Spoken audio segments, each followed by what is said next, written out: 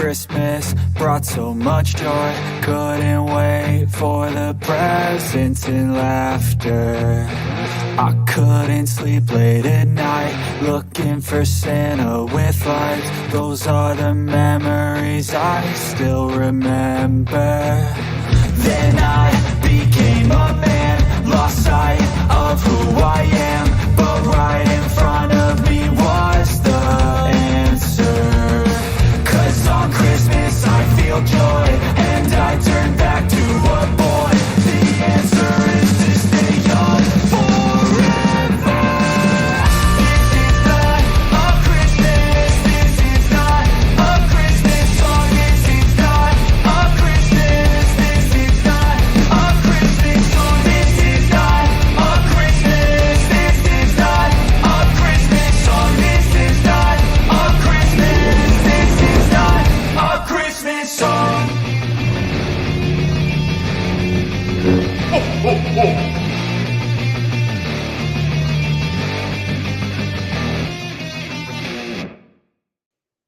Hello, Star Wars fans.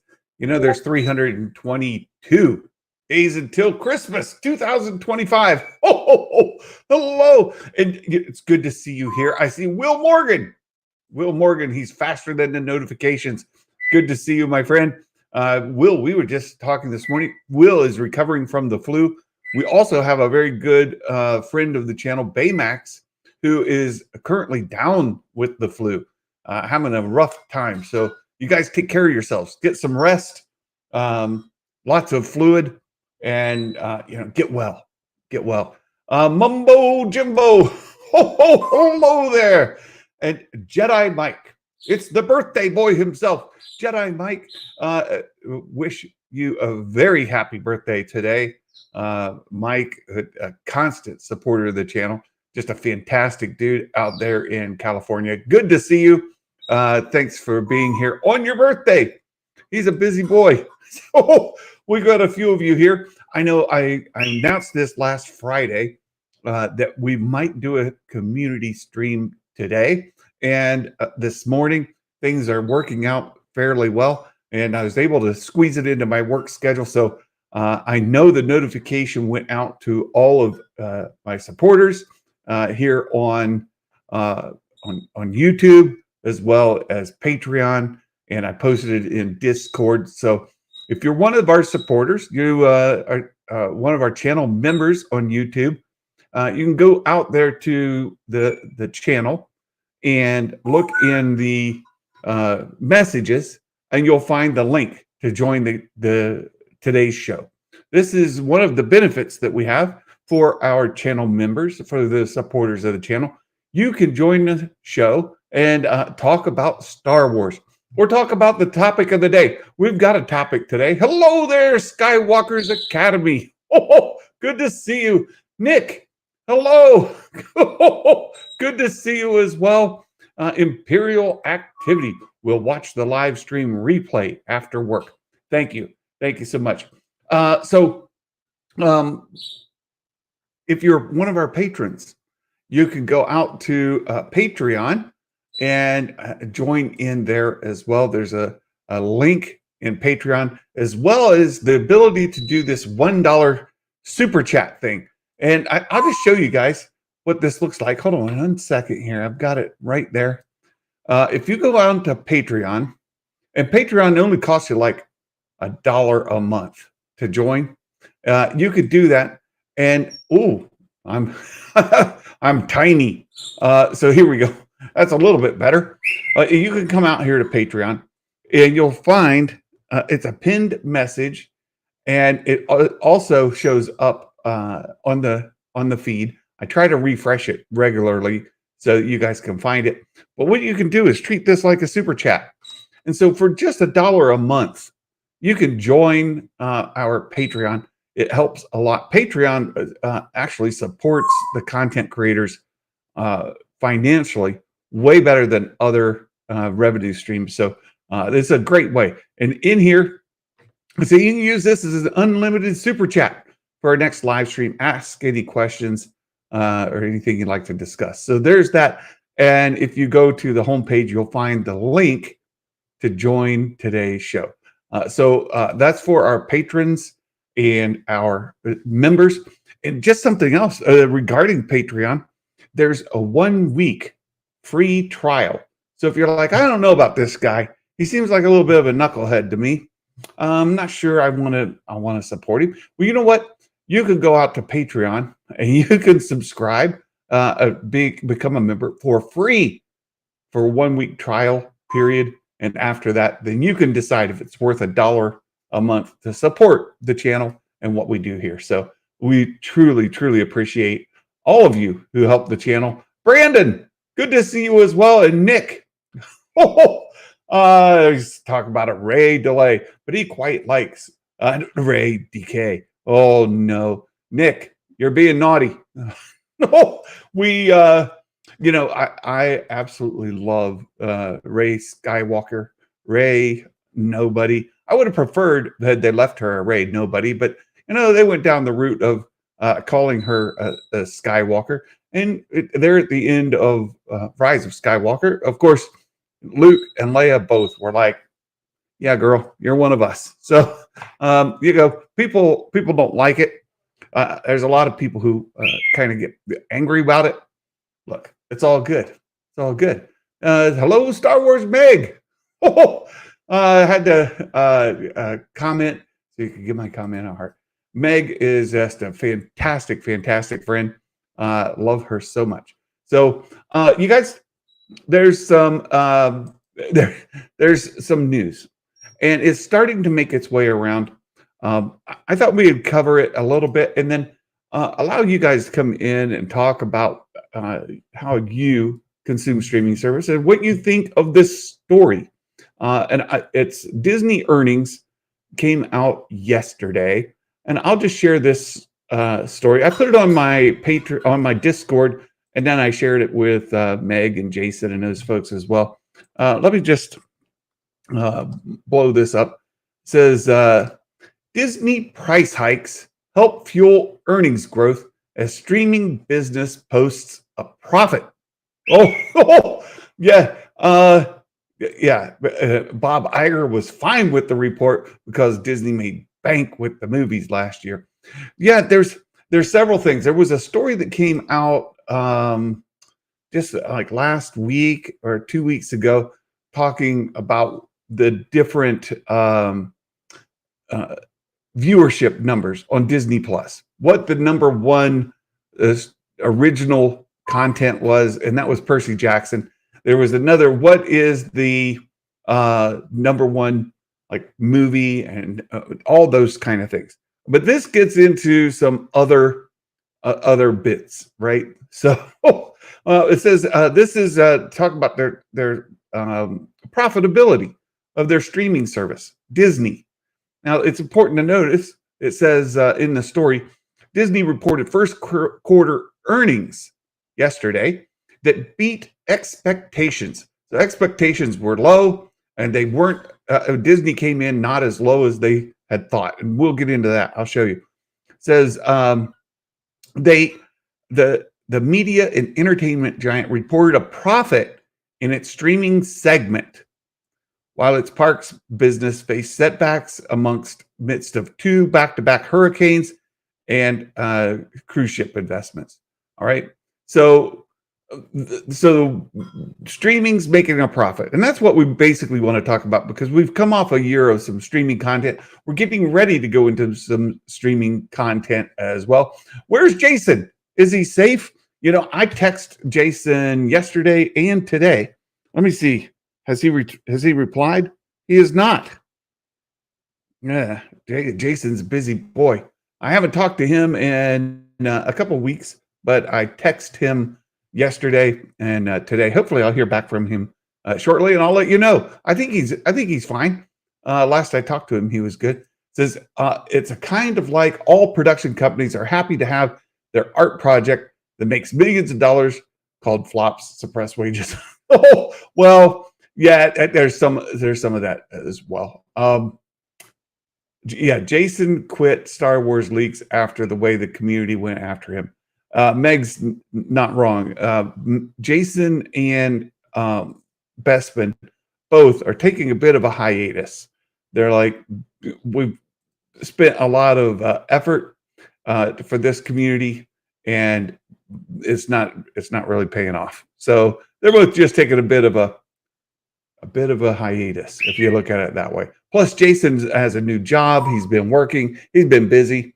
So, but let's get back to the story.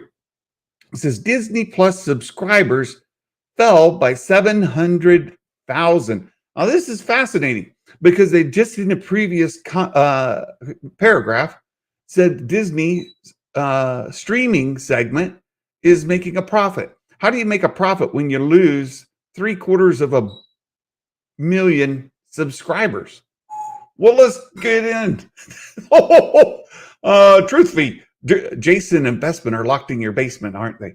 Well, I can neither confirm nor deny the captivity of Jason and Bestman. So, but we'll get in here. So subscribers fell by almost 750,000, says in the quarter as a result of expected user churn. Well, that's fascinating. They expected it. We learned more. Keep reading. So the company hiked the price of its subscription plans in mid-October. Plus, they added more levels that have ad revenue. Right. So not only did they raise prices, but they added ad revenue to the platform. It says on the heels of price hikes, it's direct-to-consumer streaming business, which includes, this is the important part, right? It includes Disney Plus and Hulu, right? And ESPN Plus, swung to a profit of 293 million from a loss of 138 million a year ago. It's ahead of analysts' expectations. It was the third straight quarter of profitability for the streaming business. Well, this is interesting. I haven't talked to Rob in a while. Where's Rob been? Rob hasn't been trolling me. Haven't seen him. And we have the birthday boy in the back room. We're going to bring him in as soon as we get through this article. So this just interesting stats, right? So let's keep going. It says achieving consistent profits in streaming is critical to Disney and other media giants as more consumers shift to direct-to-consumer services from traditional pay TV packages. Oh, more to unpack. There's more to unpack here because streaming services as a whole are up 10% over last year. It's not in this article, it's in other ones, but streaming services as a whole is up 10%. Disney Plus lost 700,000 subscribers in one quarter. It's a lot, right? And then how is streaming up when consumers are down? It doesn't make sense, right? Well, the important part was up here, right? It includes Hulu, right? Let's get back to it. It says the company said it continues to expect streaming profits of approximately 875 million in 225. They're almost up to $1 billion in profit off of the streaming service. Again, fascinating. It says shares bounced around, and you can look trading on Disney. This is a Disney company. It's been up and down. If we just change this is the last 5 days, it's primarily down. You look at the last month, and it's higher than it was at its low point on January 16th. But still, it's not great, especially if we span out.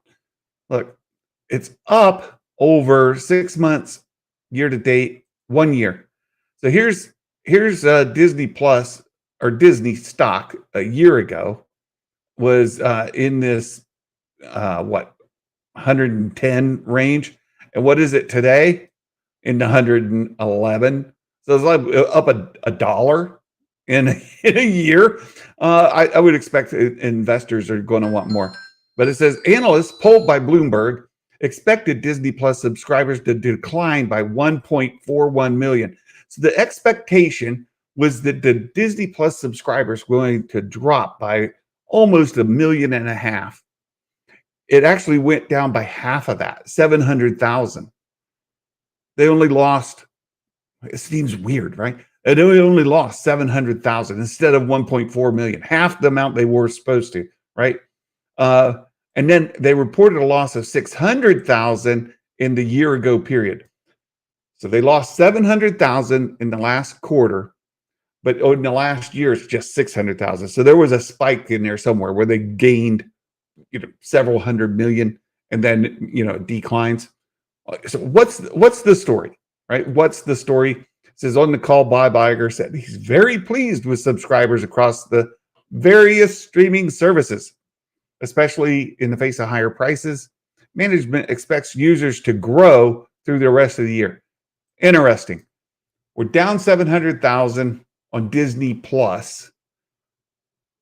Streaming services as a whole are up 10% over last year, and they expect user growth in the following year. User growth where? Disney Plus, Hulu, ESPN, right? In a separate interview, Disney's CFO suggested the company will continue to raise prices, noting the values deliver, right? More money from less people means more money, right? And as his revenue of 24 billion beat expectations of, 24.7 beat expectations of 24.5, adjustments for earning, blah, blah, blah, blah, blah, right? So very interesting.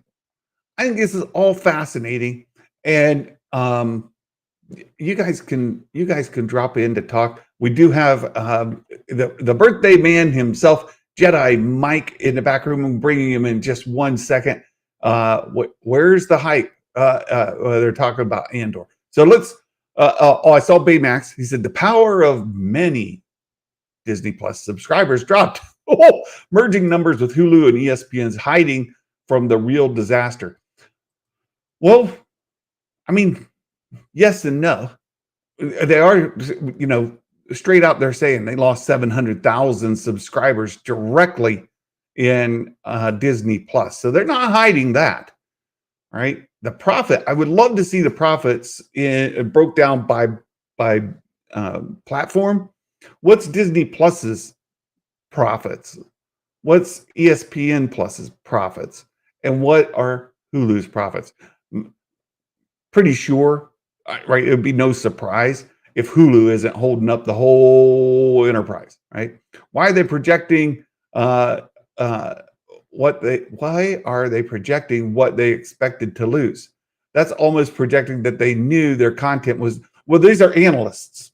So analysts, like people not at Disney, right? The financial analysts were trying to tell you where to put your money, right? They're trying to tell you, if you invest in this company, we think you're going to get a bigger return than if you invest in this other company. The analysts who are looking at streaming services, and specifically at Disney Plus, those analysts had said, we think that subscribers are going to drop 1.4 million. Just looking at the tea leaves. But, Disney comes in doing much better. Santa skips over the interesting parts. Well, Dale, come on in. Tell me what I missed. Where's Risman? Well, I've got some news about Mr. Risman. He was on vacation down in Florida. I don't think that he's back yet. He told me as soon as he gets back from his trip to Florida, he may jump into a stream here or there. He may be available for that. So hopefully Risman gets back safely. So Matt Risman's birthday was last weekend. And my birthday's today. Happy birthday. Good to see you. Can you hear me, Santa? Yeah, I can hear you. You sound great. I was working on my force fro. It's quite the hair. It's the humidity. We actually are getting rain. Thank the Bendu, right? We're getting rain here in Southern California, and the mudslides aren't happening. So, yeah, I've got other friends in that area that are concerned about the rain. Like, rain is good until it's not, right? You gotta get, with all the fires that you had in your backyard, so to speak. The issue now is, yeah, I know. I saw the picture. Like it was way too close, my friend. But now the rain comes and you don't have the vegetation, the roots. Yeah, they can't get into the soil and do that thing they do. Yeah. Aggressively Relaxing said this is really bad for Disney because now everyone will probably go to the next Netflix theme park. No, that's hilarious, but no. So Mike, have you kept up with this at all? Are you familiar with what's going on the streaming? Just what are your thoughts? Yeah, first? I mean, we do I do a lot of nerd venging on the side, right? Besides hanging out just with regular Star Wars people. So yeah, the numbers out here in Hollywood are confusing. I agree with Baymax. They're probably doing some kind of thing where they do accounting and stuff. Am I a pessimist though, that like they're doing it to hide like the ripple effects of the Acolyte? I don't know. I just think they're moving forward. I'm in the Filoni-verse camp, so I just think they have too much stuff to move forward. People like us think about the ripples and the waves of like complaining. I don't think Filoni complains. I think he just works. Yeah, you're exactly right.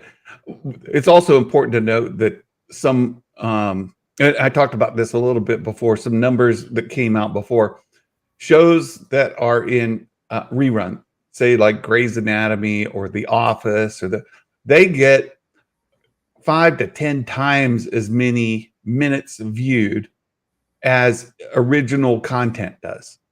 Right. Like people, it seems to me, people are going to the streaming services more as a rewatch, instead of your DVR or your DVDs, your physical media. People are going to the streaming services to consume that stuff. They want to rewatch their favorite show. They want to turn it on while they're working on Saturday. Whatever the case may be, it's on in the background. Yeah, we talked about the Bluey phenomenon. The tower. Just that not only are people putting it on in the background and like not watching it, but you're right.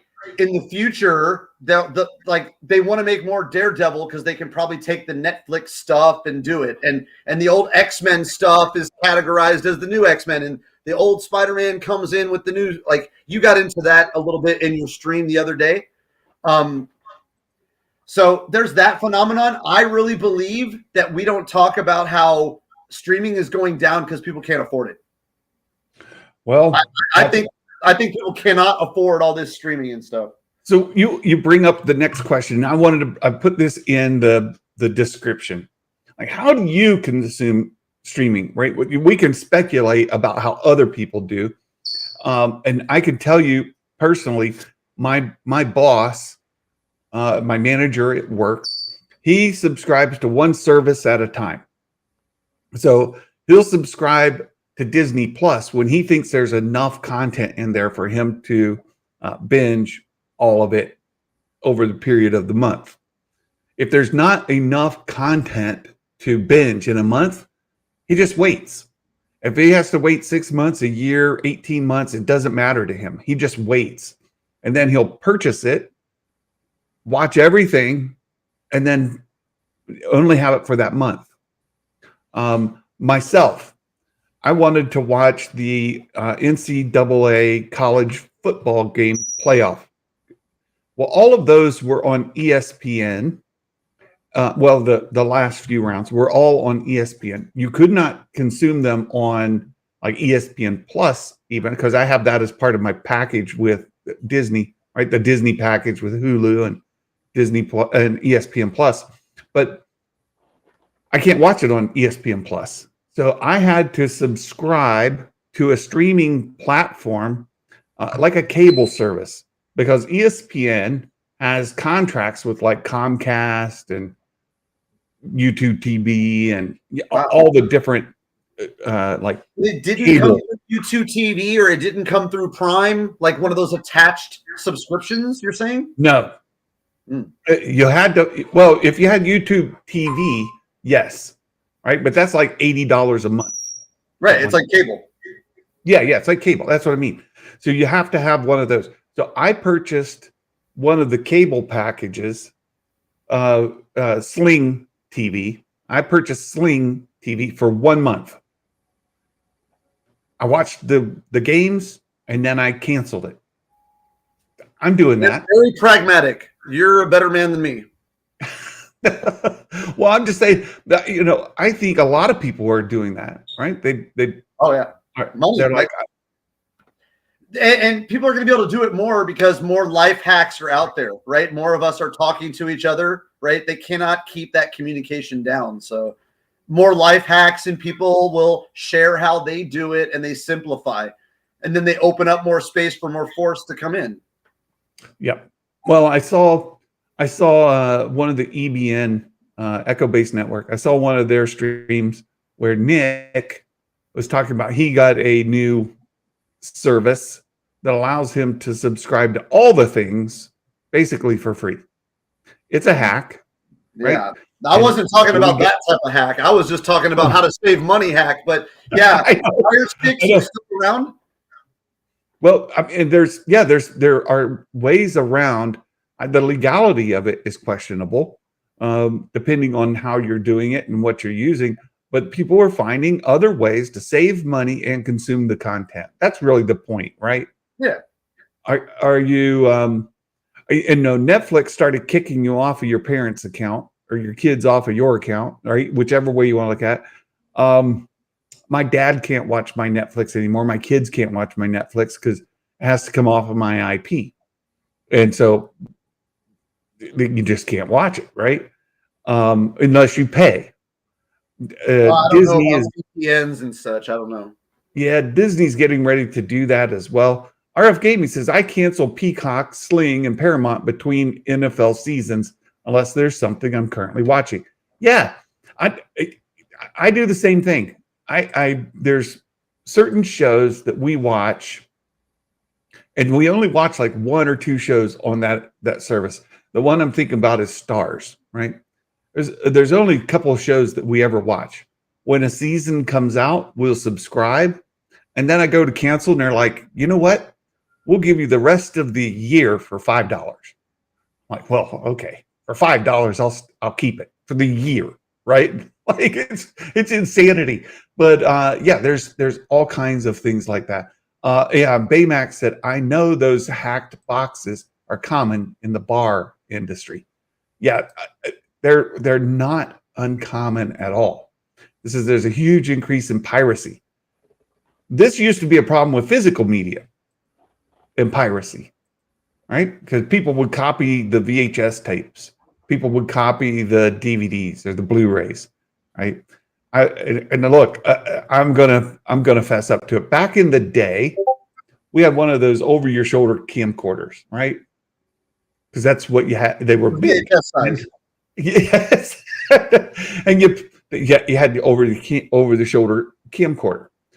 Well, it also had a cable that you could connect it to a TV and play directly from the camcorder to the TV, right? That come in handy.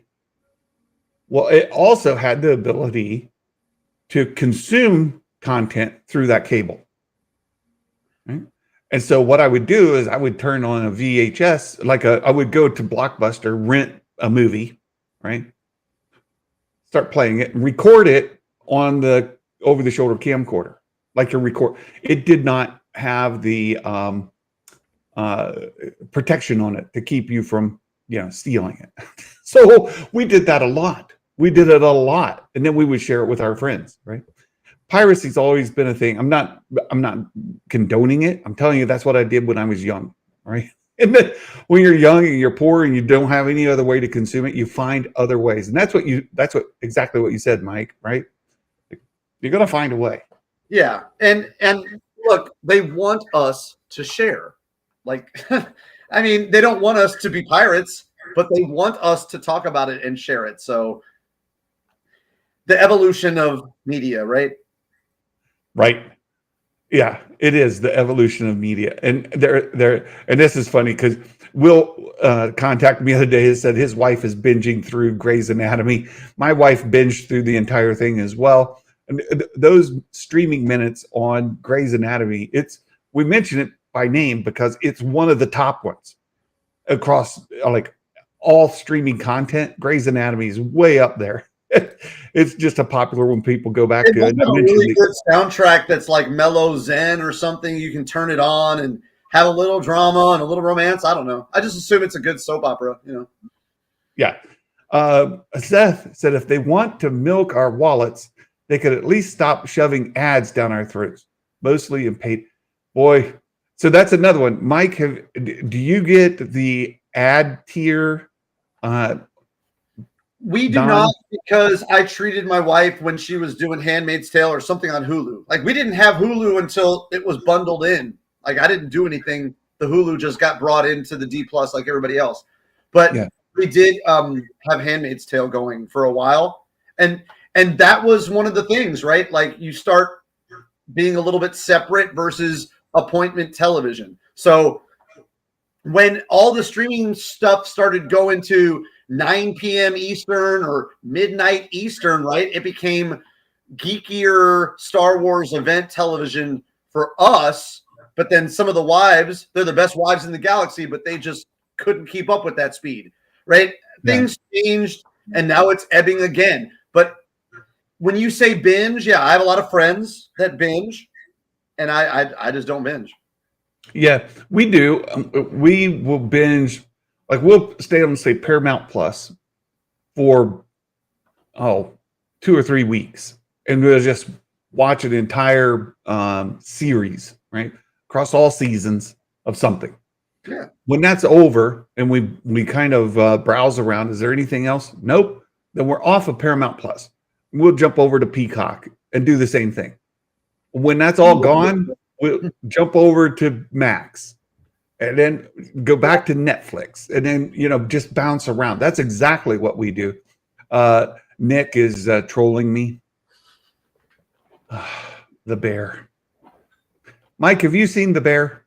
Oh, of course. It's absolutely immaculate acting, cinematography, everything about it. But, I mean, sometimes you have to be like an actor's actor to get some of those shows. Like, again, it's a real snobby Hollywood thing sometimes. Also, right, it's about people that are suffering in a family and they're recovering from suffering. So it really hit very deep characterization for a lot of people. So if you know The Bear and you watched it, it also, like, it's so authentically Chicago too. Well, I think that's show. That's that. I mean, I don't need to say the name out loud, but the Den of Nerds, Josh, Paul from Heavy Spoilers, a couple of my friends at other places, they've been talking about the word authenticity lately. Mm-hmm. And that's what I agree with people on that point. Authenticity works. When you feel authentic settings or practical effects, right? Imperial, in RFB, like, we've gotten to it in member streams before. When you can feel the practical and you're in like it authentically, and you can have that suspension of disbelief, it works. If you're in the void and it looks too choppy, you lose the suspension of disbelief, and so it doesn't feel as authentic, right? It's magic. It's magic. You got to know when to fold them and know when to hold them. Good reference. No gambling. No gamble. Yeah, I think this is an important note, and it's something that I try to emphasize as much as I can. Everybody has different tastes and preferences. The Bear is not for me. My wife and I watched the first season, and I had heard so much about it, and they said, boy, season 2 is great. And I was like, okay, well, we endured season 1. Let's watch season 2. We started season 2. About halfway through season 2, I'm going, when does it get good? Like, this is still the worst show I've ever watched in my life. I hate it so much. And we get to the end of season 2, and I'm like, oh, I can't take it anymore. Like, this show is sapping the life out of my body. I can't It's take it. literally a show about someone with severe anxiety, right? Being like surgically a chef in like the most hot. Yeah, it would make an anxious person anxious if you don't understand like maybe what you're witnessing. Like I know too much about that show, Yeah. so I can find myself in it. And when you can find Well, yourself in the characters, then like you're lost. You're I got my Lost DVDs over here, right? You know what I think about Lost. Like you're in it when you're in it. yeah. It's just not for me, right? It's just not for me. Aggressively relaxing. You're telling me there's not a bunch of YouTube channels out there putting googly eyes on the executive producer of Grey's Anatomy, upset face when calling them to be fired? What a weird fandom. No, you don't have that at all. Let's see, Skywalker's Academy. I've been watching all of Star Wars with my neighbors, and I got my friend to watch the Clone Wars and Rebels. Now he's watched everything new. Yeah, yeah. Community sharing is another way, right? You have your friends over and you sit and you watch something on a Saturday. Your friend doesn't have a subscription, but you know it gets the view again, right? Seth says, I have ad-free Disney Plus, Netflix, but the ads on Amazon Prime are a nightmare. Seth, I'm in the same boat. So my Verizon Wireless, I get it back when they said, hey, we'll give you the Disney bundle as part of your benefits of being a Verizon Wireless customer. So my Disney Plus is ad-free. My Hulu has ads. Of course, ESPN has ads. But we also have the ad tier of Amazon Prime. And like you, Mike, sometimes if I'm going to be binging something on a platform, I just get so tired of the commercials. Like, you know what? I'll pay. Just stop. Right. So there's some of that as well. Yeah, Invincible. I haven't watched any more of the Invincibles after season 1. Disney Plus and Max. Brandon, this is the deal I want. I keep wondering if Verizon will let me trade out ESPN Plus for Max. Because they have that bundle that's Disney Plus, Hulu, and Max.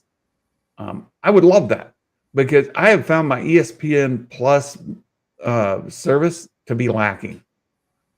There's nothing on there of interest, right? You know what? I would say this about Josh. Josh helped me start my channel.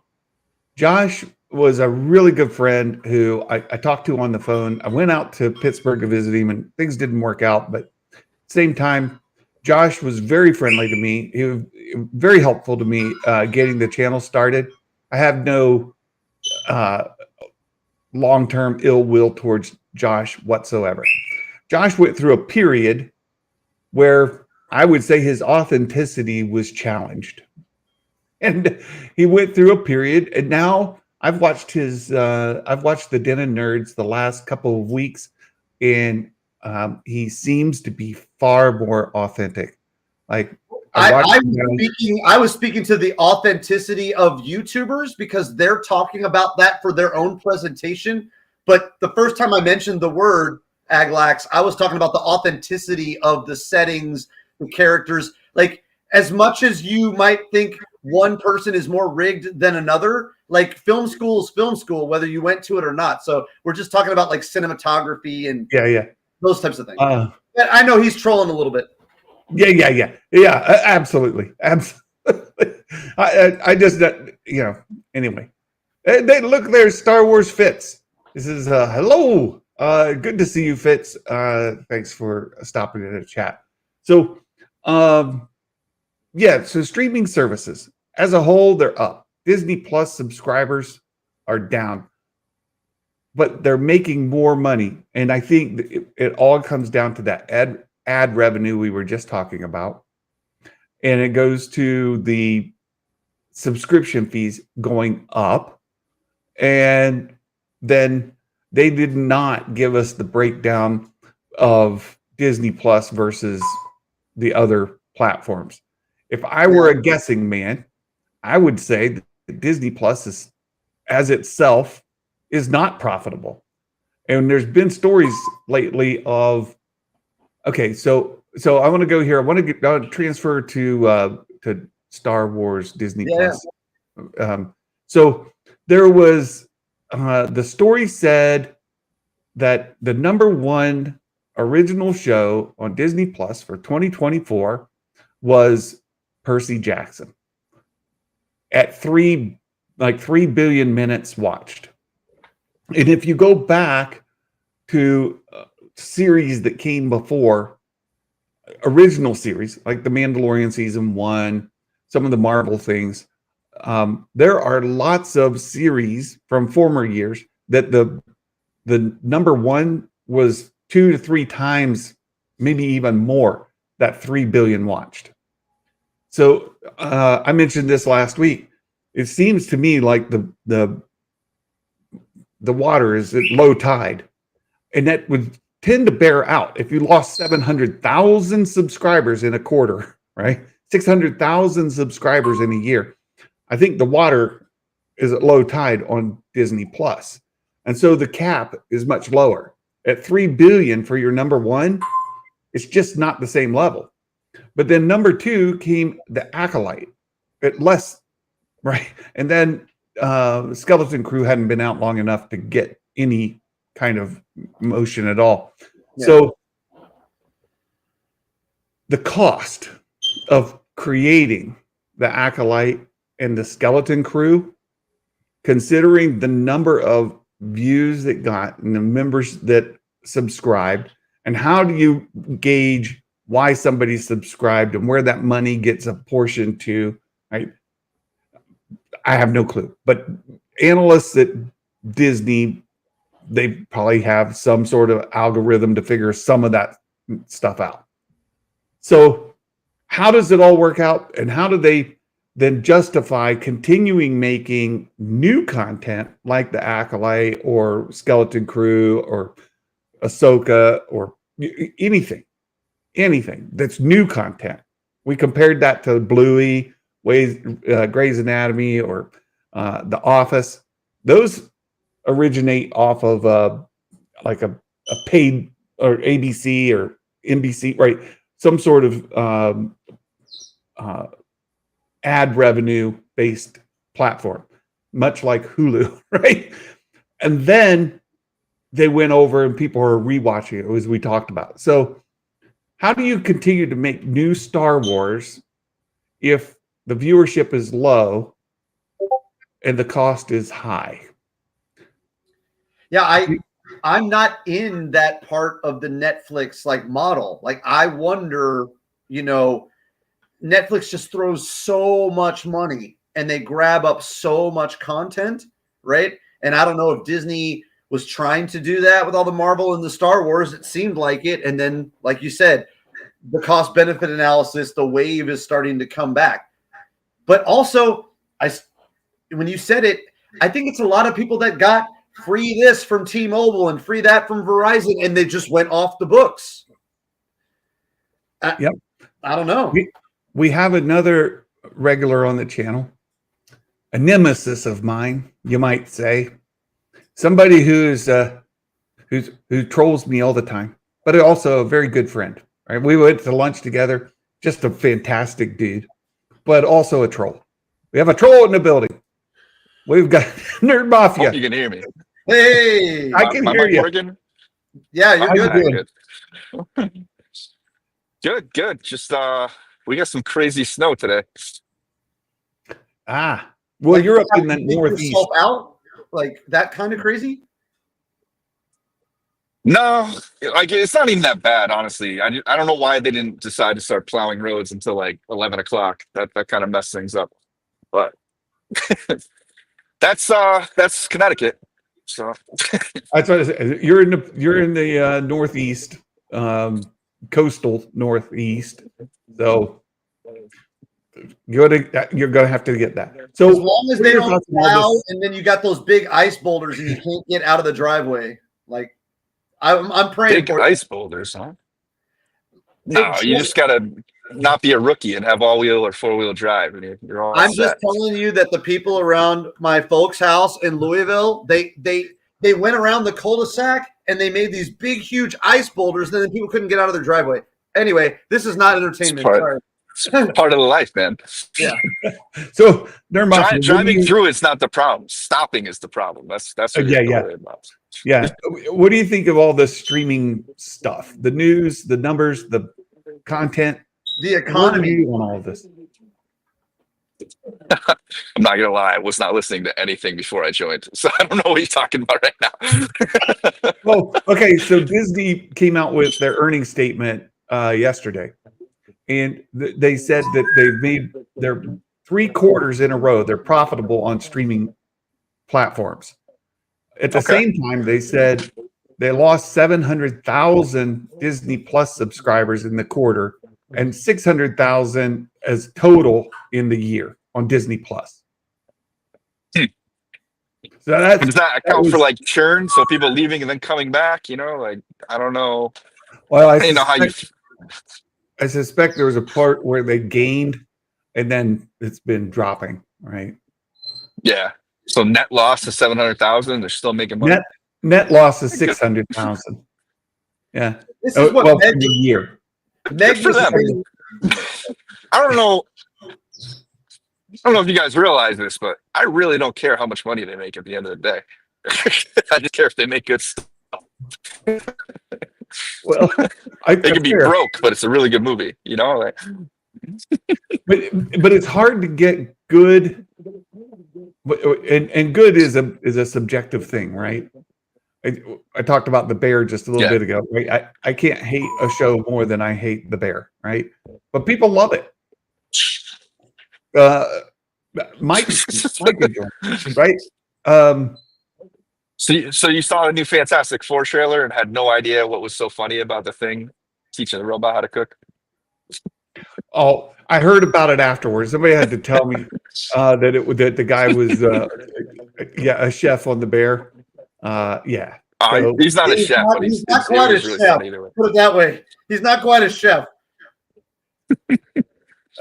Aggressive, relaxing. We figure on the merch. Well, Star Wars is still doing fine on merch. You put Grogu on a thing, you're going to sell. Yeah, that's the base. They're going to be cashing that cow for a long time. And I've said Jon Favreau should just be paid whatever because he created Grogu. It came out of his work, and Disney or Lucasfilm more specifically should just be like, back the truck up and take from it as you want, right? It's just All right, so Meg was talking about this earlier about the fact that people don't realize how much money Disney's making over many different businesses all at the same time, and then we're focusing on the Disney Plus. And Baymax is now talking about it too. One place that I would look, because we really experienced it out here in Southern California, when the prices at the parks went up, they eventually figured out the cost-benefit analysis and they started bringing it back down.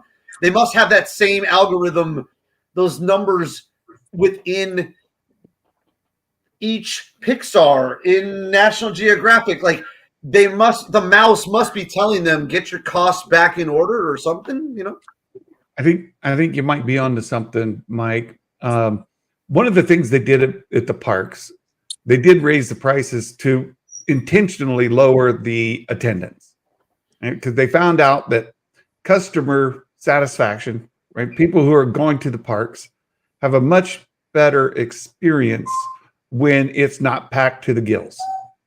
Yeah, imagine that. So you feel like you get a better day. You're not as tired from dealing with the crowds and not just standing in line all day. And there is a balance point that says, we make more money and we have higher satisfaction at this balance point. Like a bell curve, right? That's what yeah. I think that's what I think you might be onto something, Mike. Like, where's the balance point on a streaming service? Like, there's royalties that have to be paid to actors, right? There's all kinds of things that go into the cost of delivering that content. It's one reason they pulled Willow off, right? They were like, nah, we're not paying revenue to these people anymore, right? So Well, where's that balance? I'm just speculating here. The publishing industry seems like it leads, right? So Lucasfilm Publishing does things because they're planning long term. People are always planning. There's no accidents. There's no accidents. They plan on stuff. I mean, they might end up taking a loss because the Acolyte doesn't do as well and blah blah blah. But they're thinking long term. They're trying to, at least, Well, right? With all the numbers that we've seen on streaming services. So last week they were talking about, or a couple weeks ago they were talking about how many viewers they had on movies, how much they had on new content, how much they had on obtained content like Bluey. Right? They broke it down into different segments. One of the highest performing segments was movies for Disney. It was like Moana, that kind of thing, right? Moana 2. They're making a lot of money, and people say you're forgetting how much Disney has, right? They're diversified across many different revenue streams, right? They got merch on all the Disney stuff, merch on all the Pixar stuff, merch on all the Marvel, and then you have ABC and ESPN, and like there's so many different revenue streams Disney has. We're kind of focusing on one thing. And Baymax asked this question, and I'll throw it out to both of you as well. If they stop making new Star Wars content, and I streaming content like streaming originals, like The Acolyte, like Skeleton Crew, Ahsoka, Mandalorian, whatever it is, right? If they stop making new content, they'll lose a whole lot more subscribers. As for many, it's the only reason to have it. Now, I need to drop off for a second. I'll let you guys talk about this while I pick up this call. Yeah, no all right, we'll see you in a second. You guys carry. I loved Skeleton Crew, and I don't know, like if they're gonna drop it. What do you think, Nerd Mob? Will they do a second season of Skeleton Crew, or is it going to go the way of the Acolyte? Is what we're wondering. I mean, well, they said they had plans for a second season. I just don't know what that would even mean. So maybe they just find another scenario where they get them all stuck on a ship again somehow. Maybe they're a little bit older, but I thought like Skeleton Crew was like quintessential Star Wars, just having fun in space, like an adventure in space. So I that was one of my favorite shows I think Star Wars made. And we have Andor coming in like 2 months. So like there's going to be a lot of stuff with Star Wars Celebration and plenty of things to talk about. So again, I think they're going to be turning the page, and we're going to get all this new publishing stuff in Tokyo and all these new initiatives and things. And maybe some of them don't take, but I think is that the next thing that's coming out? Is Andor? There's nothing else in between? No, I think we have Andor season 2 coming out next.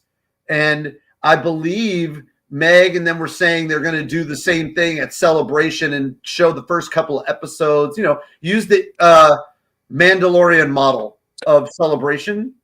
So that's pretty cool. Weren't they talking about other Tales of series though too? There's Vision. There's got to be something in between. Yeah, Star Wars Santa said there's a lot of tea coming in the animation field, right? Which is also maybe lower cost. Maybe they can manage their costs differently. I just I think it's all about the world between worlds, right? No one wants to talk about that, but everything that George Lucas and Filoni have been doing has been really sneaky, and they're sneaking in their Buddhist Force stuff, and the world between worlds is just that. It's just they're opening up new avenues of tales and different things. Some people like that. Some people don't. What's leading you down that road? Well, I mean, I teach a lot of quantum mechanics, right? Like math and quantum and all these new things that people will be talking about sooner than later.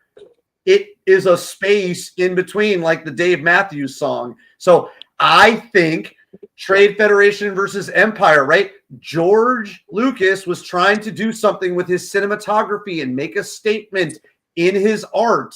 People do want to talk about it still a little bit, but they also want to remove that so we can just be more focused on the content around the Force and not so much on the Force and that type of stuff. I was the one that was saying a couple of years ago that it seems like they're turning the Force into like the Magic the Gathering of powers. Like in the world between worlds, you can have the six. Hey, Mike, you're saying a lot of words. I'm going to ask you again, though. What's leading you to believe they're going to the world between worlds? You got an example for me? Anything? Like, I'm not following you. I think it's all the season 2 Ahsoka tea that Meg's been teasing. And people know that production stuff is coming from maybe even the Mandalorian and Grogu movie. And StarWars.com, right? They just put out something else about remember Thrawn? Right. So if they're saying remember Thrawn, with the exception of like maybe Ahsoka, because they kind of touched it a little bit. I don't see like how, you know what I mean? Like how Star Center, you're muted. Yeah, I might be able to give a little bit of clarity just so expectations don't get too high. Yeah, right? You just threw me for a loop there. I'm like, what's happening? Absolutely nothing to do with World Between Worlds and Mando Grogu. And from the story outline I know of Ahsoka season 2, it's not in that either. There's no World Between Worlds. I do think that Will Morgan hit it on the head when he said it's more of a Marvel year than Star Wars one, because Marvel's back. Yeah, so I just wanted to say, how would you feel? And I know Star Wars is making a big push to get back into movies. There's a long list of movies that are supposedly being worked on in some capacity, right? Who knows if any of them will ever make it. But do you think it would be sufficient, back to Baymax's question, if they release movies on in theaters and then use Disney Plus as a way to build the library, so to speak? Like instead of buying physical media or whatever, do you think that they've proven that that's a profit model for the streaming platform? You save the cost on producing these things as originals. Well, the MCU just kind of went through a phase, right? We'll call it, where they saturated the Disney Plus market with shows to the point where I think they might have had some that are better quality than the Star Wars ones, but I think they learned some valuable lessons over like the birth of Disney Plus, that you got to have everything in moderation. And I think Star Wars might be either ignoring or not taking those lessons right now, because they're trying to rush into movies, right? And they're going off of like the model that like, hey, the sequel trilogy made a lot of money. Let's give a new Rey trilogy. And you're going to drive a nail right in between the middle of your fan base again, you know, like call what you want to call it. There's a lot of people that like it, a lot of people that hate it. If I was going to start back up in the movies, I'd probably think, let's go like the Super Mario route and find something that everybody loves. That might be a better idea. Well, just throwing it out there.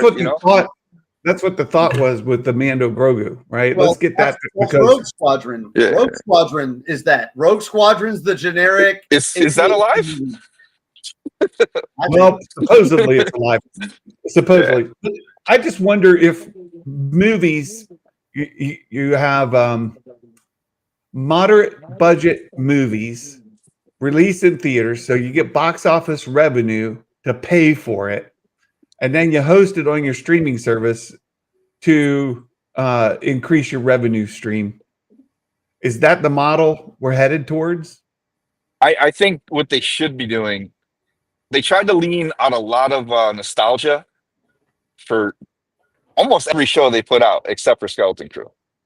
Even if you want to count like Andor, it's basically nostalgia too, because you're playing off a movie that was already there and you're giving us a prequel to that. Like we already know what happens. You know? What they could do is, I mean, they did, with the exception of the Acolyte. I guess that was one like original piece, but even then they tried to lean on Plagueis towards the end and a still frame of Yoda, which and nothing really kind of coalesced with what we thought we were getting. I think it's a lot of the reason why people are annoyed with that show. We can get into that another time, but I think if they start, Disney Plus should be like an experimental ground. Like the things that might not be enough of a great idea to get a movie funded and make money, try it on Disney Plus and then see if people like it and then boost it up into theaters. You know what I mean? Mhm. Like Marvel did this a little bit with like the Ms. Marvel show. I know you are aware of, 'cause it sounded like you liked it. It Except was they all didn't right. they didn't find the right place to insert her into the movie, so because that was kind of a fading popularity with that character they associated with her, which she is in the comics. But Yeah. and then they even kind of Marvel screwed up because that Secret Invasion, that's a really popular comic run, and they didn't do it justice to the TV show. They made it way too small scale. That should have been Well, like, I've been watching a lot of videos trying to make sense of everything, and everybody's got their opinion, their own, backseat analysis of it. None of Yeah. us are, industry analysts by trade, and we don't have the numbers they have. But I've seen a lot of really good points just looking at how things are received. If you look at The Mandalorian, that had a broad appeal to the general public because you didn't have to know anything about Star Wars at all. Nothing. right. But it was all original. Well, exactly. And it was just like any normie could come in and watch that show for whatever. The more you start driving into known characters, Ahsoka, for example. Ahsoka had low viewership. Maybe it had to do with quality. Maybe it had to do with like, I'm not into Star Wars that much, right? Or, from a general audience standpoint. Ahsoka was an exception. Actually, it was nostalgia play too, because I really was watching that because I wanted to see Rebels season 6 or whatever. Right. Basically, Right. Well, how many seasons? Is that right? I think Season 5. But there were 4 seasons of, but it's just that the more we drive into more Star Wars knowledge, prereqs, then the less people want to watch it. Oh, we lost Nerd Mafia. So I think there's an argument to maybe be said for that. I think he's back. Yeah, man, that was you weird. pushed the wrong button. Yeah. I'm kind of liking Streamlabs. I don't know if they updated or something, but I can now finally use my microphone and speaker in my ear instead of like having to use the. I don't know what they did. That'll make my videos easier now because I was worried about that. Much better. But all right, this belly got to get fulled up anyway. I'm going just over an hour. I don't want to just keep going endlessly. And I know Mike's birthday's today. Did you know that? Happy birthday. Thank you, brother. This mic right here? This mic. Jedi Mike right here. It's a happy birthday day. I didn't remember. I didn't call myself Jedi. Other people did that. I'm blessed. What I was going to say really quick before we leave, I really hope they figure out publishing stuff because those Thrawn trilogies and the Chiss Skywalkers being able to navigate space, you don't have to open up World Between Worlds and let people know that there are other choices out there. But man, if we could just get those Chiss Skywalkers navigating hyperspace and why they can do that and why Zeb's people see the Force a different way, like that's what I want. Well, I think you've touched on something else that I chatted with Meg about briefly, and she did a video about some of these shows. The budget is just too high. I think it's my perception. The budget's too high. Too damn high. Yeah, but even with Skeleton Crew, like people say they loved it, but we just don't have the eyeballs on it to maybe justify additional seasons. publishing is a great way to keep budget down and continue your stories. For the people who are really into the content, yeah, absolutely. Sabersmith there's a Bad Batch book coming out in August. It's set during season 2 of the Bad Batch. There's some novels coming out that are going to follow up with the Acolyte. There's going to be content across different media where you can continue the stories and keep these budgets. The budget to do these shows, just from my perception, is way too high. And then you have to deal with, can you justify it, right? They also got to grow a pair, and like we need to have some more limbs cut off, maybe a head. We haven't done that in a while. Somebody pointed that out the other day. Like, we got like Jango Fett's head just like dismembered from his body, like straight up. We haven't had that in a long time. Mando season 2, first episode of Mando season 2. And Omega was sitting there right for the chopping. Could have just happened. Could have just took out Omega. Well, Rise of Skywalker. Kylo Ren comes in and plops down the dude's head right on the table in the middle of a meeting, and then Mandalorian. In the Book of Boba Fett, Din goes in and he chops the head off of a dude and brings it back in a bag, plops it down. Okay. And aggressively relaxing. How dare you talk about my Ewoks like that? I'm down for like a Darth Ewok show. All right, Endor's been destroyed after the Death Star just crashes into the planet in pieces, and then there's this one badass Ewok. He just decides to go to the dark side. Is he all bolted up? Bolt up? What? Like, I don't know. Hey, back to the Rogue Squadron thing. I got to go. What Santa was we'll saying see you. Thanks for stopping in. What Santa, what you were saying about how normies entered the first season of Mando and it was just like a Western, right? That's what KK was trying to do with Rogue Squadron. It was like, just give us the next thing, not even the next Rey Academy. Just go to the next group of fighters that are in X-Wings. And it would have brought in that publishing crew. I still think that they want to do that. They want to bring in the EU vibes of just fighters and X-Wings and stuff, Baymax is correct in saying publishing is down. I think that's across the board, not just Star Wars, right? Publishing as a whole, comic books as a whole are way down across the board. Reading. Guys, that's reading is down. Reading, exactly. literacy is down. Money is down. People don't have the resources to even know, like, look, I'm a little stinker, Santa, but I put read relentlessly in the chat, and I put things in the chat, and like, literacy.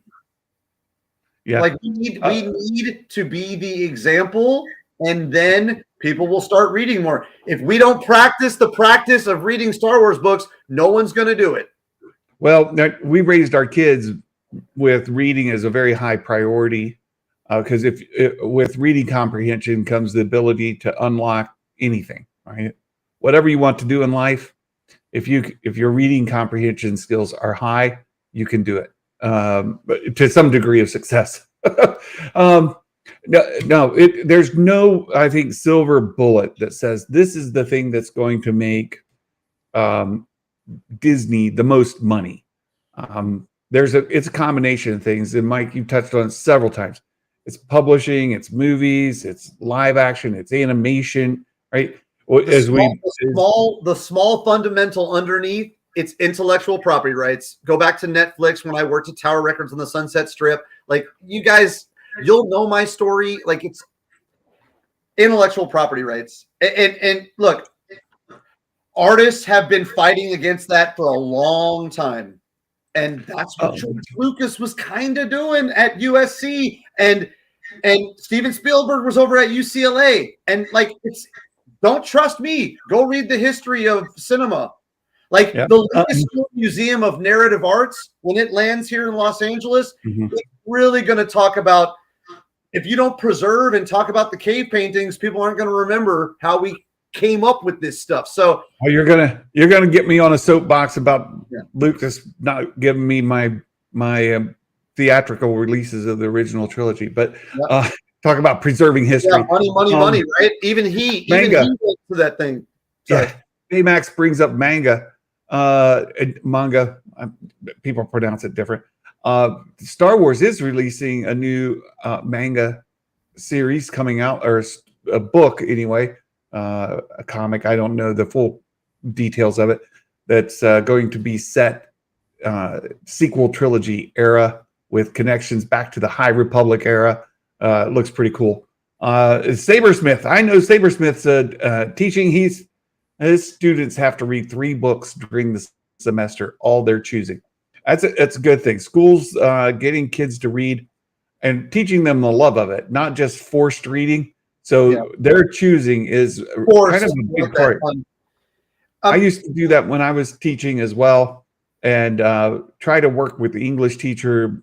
So and other, I was social studies, history, and so I would try to give them a sense for something they could read that would get them multiple credit across different classes. So and maybe learn something. I want to agree with Baymax. Like, hello, Disney has been investing in Tokyo, like the Japanimation. If you don't read books about how the world works, the next 25 years, right, it's going to be a Japanese quarter century.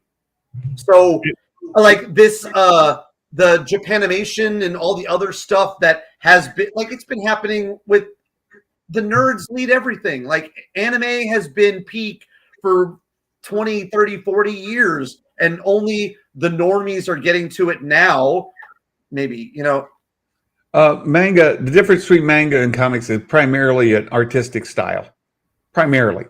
There's some storytelling differences as well, but largely it's a stylistic difference. Like you would say, difference between the Renaissance era, it may be modern, postmodern art, right? Manga is a different style primarily. All right, Mike, we've pretty much got Baymax, I'll do this and then I'll let you wrap it up. It says, when you're not picking up the youth and you're preaching to the old crowd how they need to improve themselves, a lot of people walk away. It's another case of chasing an imaginary crowd. I get what he's saying because I've had other discussions with him. Yeah. And I've heard other people put it this way. You need to learn who your core fandom is, who your core consumers are, regardless what you're doing, right? Who are your core consumers? Meet their needs, right? Meet their needs, and then reach out, right? So don't ignore your core consumers in favor of a perceived consumer base that you want. Keep your core and try to grow out. That's the way to do it. And I think they're trying to do more of that across Marvel and Star Wars and DC and like all of those. They're trying to do that. Are they capable? Right? Do they have the right people with the right kind of leadership to do that? The future will tell. I can tell you, however, I mentioned before, Grogu is bringing in younger crowds by leaps and bounds.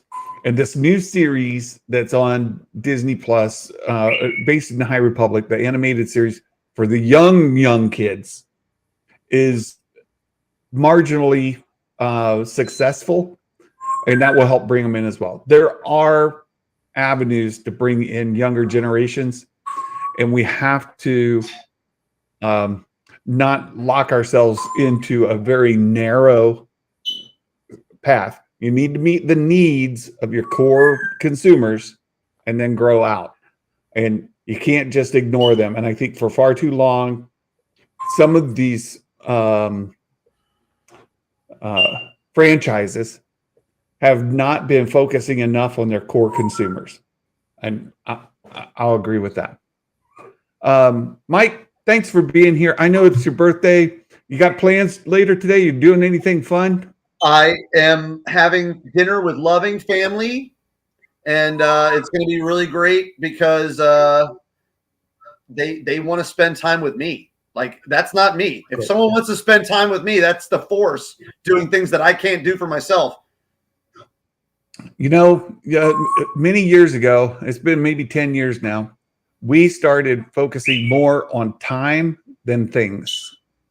And it was a good thing. It is a good thing.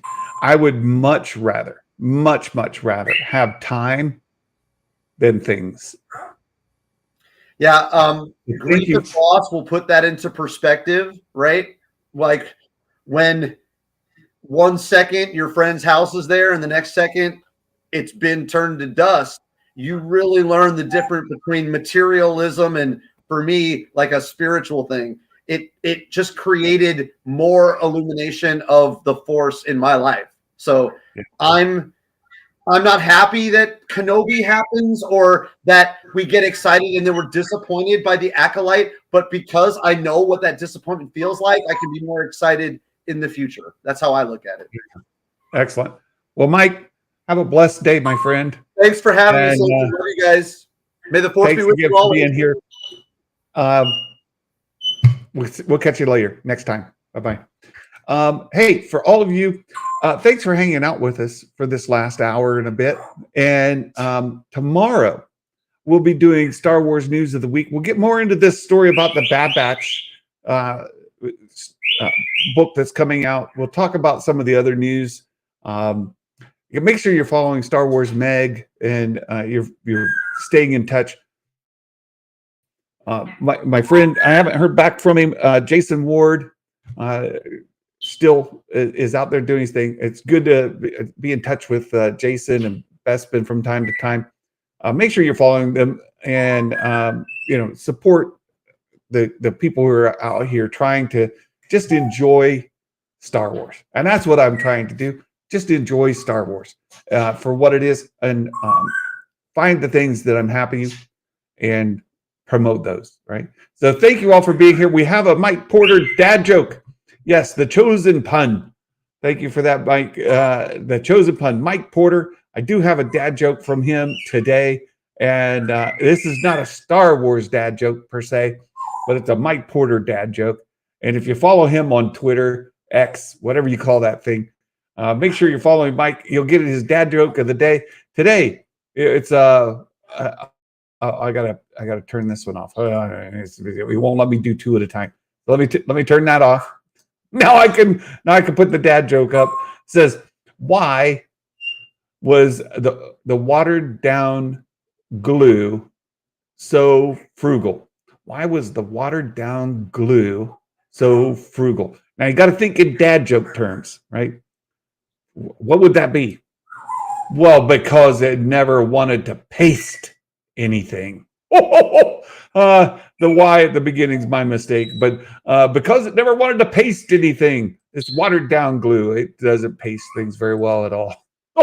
Thank you for that, Mike. You guys, thank you all once again for being here. I truly, truly appreciate it. And you guys have a wonderful day. Hopefully we'll see you tomorrow for our Star Wars News of the Week. And then for our members, we'll have our Zoom call here in the next week or so. So look for information on that.